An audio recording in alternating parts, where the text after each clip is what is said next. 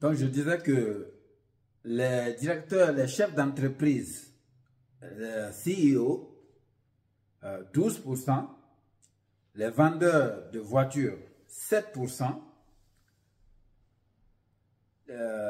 ceux qui sont dans le marketing publicitaire, 8%, les présentateurs de télévision, 13%, et les gens qui sont dans le Parlement, les parlementaires, 8%, et les lobbyistes, 4%. Ça, c'est le pourcentage de degrés de moralité, c'est-à-dire qui sont dans le vert. Et quand on prend de l'autre, le revers de la médaille, où on parle de ceux qui ont une plus basse moralité, le degré de moralité est vraiment très bas. Quand on prend cette autre facette de la médaille, les lobbies se retrouvent avec 68%, aussi que les parlementaires, 68% de baisse de moralité. Et les reporters télévision, 55%, les agents publicitaires, 50%, et les vendeurs d'automobiles, 47% de baisse. Là, on est vraiment dans le rouge, hein, côté rouge. Et les CEO, 43%, et les administrateurs dans les bureaux publics, 42%, les journalistes papier, 45%, les avocats, 33%, les agents dans les maisons de retraite, 34%, et donc les administrateurs publics, 32%, les banquiers, 31%, les magistrats, 26%, le clergé est à 20%, les mécaniciens, 12%, les officiers de police, 20%, les directeurs de maisons funèbres, 9%, les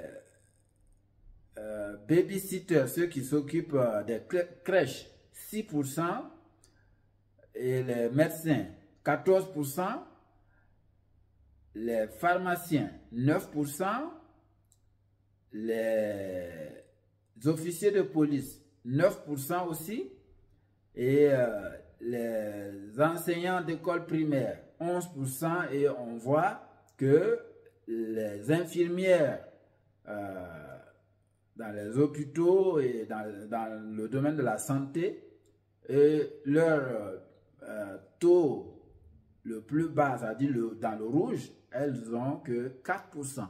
Donc, ce qui veut dire que les infirmières sont réputées d'avoir une plus grande moralité que tous les autres secteurs d'activité. Et moi, ce qui me frappe dans ce graphique, c'est quand je prends par exemple le pourcentage de moralité du clergé, des juges, des banquiers, des avocats et et des gens, des parlementaires et des lobbyistes et des directeurs de société, on voit que ceux-là, ils ont un plus bas taux de moralité comparativement aux infirmières, comparativement aux enseignants, comparativement aux officiers militaires et comparativement, par exemple, à ceux qui s'occupent des crèches. Donc, on aurait quand même tendance à penser que plus la responsabilité est grande dans les prises de décision au niveau d'une structure, la moralité, le degré de moralité devrait être très haut. Mais ce graphique nous montre que ce n'est pas le cas. Alors, qu'est-ce qui fait ça? Et donc, ça vous amène. Et ça, c'est seulement aux États-Unis. Et je me demande bien si nous devions faire une même enquête, une telle enquête sur le reste des pays. Par exemple, en Afrique, qu'est-ce que ça donnerait? En Asie, qu'est-ce que ça donnerait? En Europe, qu'est-ce que cela pourrait donner? À vous de deviner. Donc, aujourd'hui, je ne vais pas aller trop loin, mais on voit clairement que sur cette base du taux de moralité des États-Unis, et on sait que de nos jours, tout le monde essaie de copier sur les États-Unis, parce que c'est l'une des plus grandes puissances du monde. Et on voit que leur degré de moralité par profession, il y a anguille sous roche. Donc, ce graphique doit quand même nous interpeller sur la notion et l'importance de la moralité d'un individu. Et là, on voit qu'ils ont classé par secteur d'activité. Donc, avec ça, on se retrouve avec le domaine médical qui aurait un plus haut taux de moralité avec tout le personnel. Si on additionne tout le personnel dans ce domaine, c'est-à-dire infirmières, pharmaciens, docteurs, ainsi de suite. Donc, on verrait que le domaine de la santé a tendance à avoir le plus haut taux de moralité. Ce qui est quand même normal puisque nos vies quand même en dépendent. Hein? Mais par contre, je considère quand même que c'est assez alarmant de voir que ceux-là même qui votent les lois, c'est-à-dire les parlementaires, ceux-là même qui sont appelés à faire régner l'ordre public, à faire respecter les lois, on a un plus bas taux de moralité dans leur secteur, le domaine juridique, hein? La politique. Est-ce que ça veut dire que plus on a du pouvoir, moins on est redevable ou moins on doit rendre compte du point de vue moralité? Est-ce que c'est ce que ça veut dire, ce graphique nous donne comme conclusion? Alors, ça veut dire que on a du pain sur la planche. Et le leadership, les leaders, ils ont une plus grosse responsabilité et d'où la nécessité de revoir notre attitude face au thème de la moralité. Est-ce que ça vous parle? Est-ce que c'est quelque chose qui vous titille?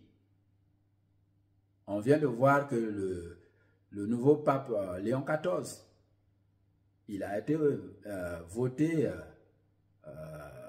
par le groupe des cardinaux et j'ose croire que c'est parce qu'ils ont confiance qu'il a un grand taux de moralité et qu'il saura faire respecter l'éthique ecclésiastique et puis les valeurs que prône la société d'aujourd'hui, c'est-à-dire les valeurs morales et éthiques. Alors, merci de nous suivre sur cette chaîne et je serais bien intéressé à savoir ce que vous en pensez de ce graphique basé sur les enquêtes menées aux États-Unis. Et si on devait faire une telle même enquête dans nos pays d'Afrique, qu'est-ce que cela donnerait? Merci et abonnez-vous si vous n'êtes pas encore abonné et on poursuivra ce même thème la semaine prochaine. Bye!